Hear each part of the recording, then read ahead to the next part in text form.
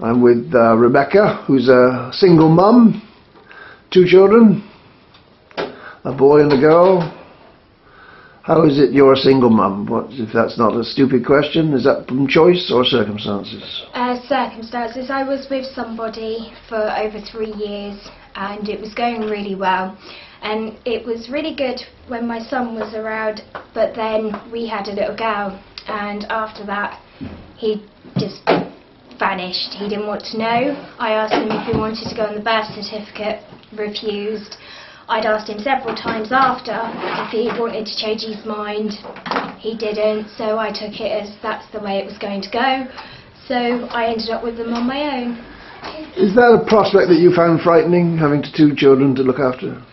Oh yes, at first. I think it's the same for every single parent. At first you think, okay, that's great, I'm with someone, it's going really nice, got a child, we're really happy, we'll raise them together, the income will be good and everything will be fine. So it's as you'd imagine it to be. When it goes wrong, you don't know what to do because your income changes, the way that your kids see people go out and do things, it all changes, not just for you, but for the children as well, and that was... Where did the support come from initially? Who helped you initially when you set up on... Like I say, with my son, for the first, I think it was about 7 months, I had my partner still with me. He was really nice, really helpful, and I have my mum. My mum's the only other help I have, and she's quite ill, so it's varied help. Sometimes she's able to help, sometimes she isn't. And then after he left, that was it. I had no support. My mum was quite ill at the time, and it was just me and my children, and that was quite difficult to adjust to. Once you've had children with somebody for a little while and you've adjusted to having help, not having help was quite a shock to your system. You're now living in a flat in the middle of St Helier. It's a modern building. Is presumably Social Security are helping out? They're paying you some allowances? Do you get your rent paid?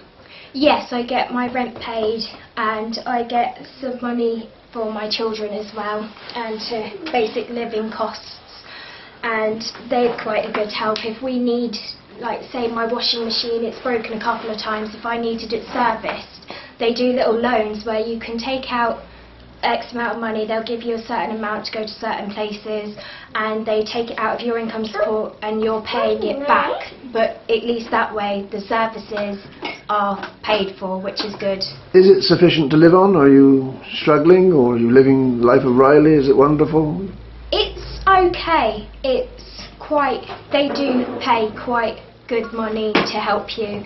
It's not enough that you could go out every week and treat yourself to God knows what and splash out on X amount of DVDs. I mean, we get ours in a sale. We just bought a bunch of £3 DVDs, which to us it's brilliant because we can then start to save and think about going back to work, and if we wanted to do things in the future we can start to save for that. So they do pay quite well.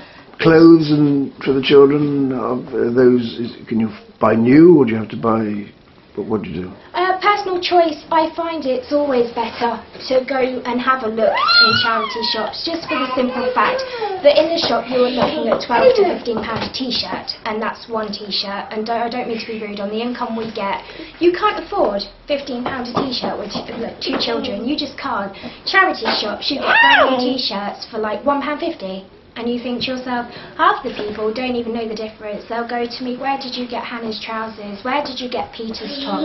That's a lovely coat, where did you get that? Most of it, maximum £7.99 in a charity shop, and that's for like a big winter coat for myself. So I would second hand, personally. Your boy is now 4 years of age? He's 3. 3? 3, yeah. He's got some behavioural problems, so that makes him a little bit more difficult to handle, and he has to go to a class? Yes, he goes to Denise Harrison's behaviour specialist group. He goes to speech therapy when he gets his appointments through. Is that free, or do you have to pay for that? No, they're free. They were done through The Bridge, which was a really good organisation for little children, because the speech therapy run through there. They do an Overdale one, but that's harder to get to.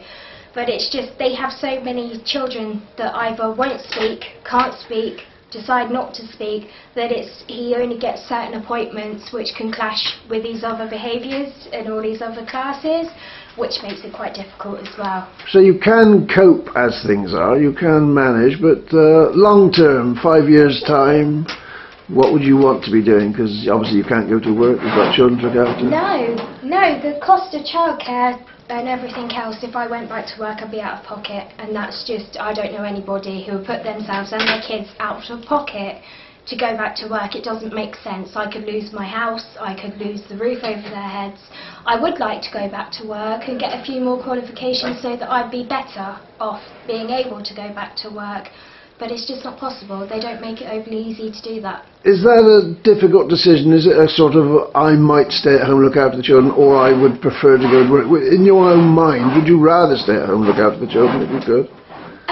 For a little while longer. I mean, Peter, I wouldn't mind leaving at this age, because 3 is quite a nice age for a child to start to learn that sometimes mummy isn't going to be around.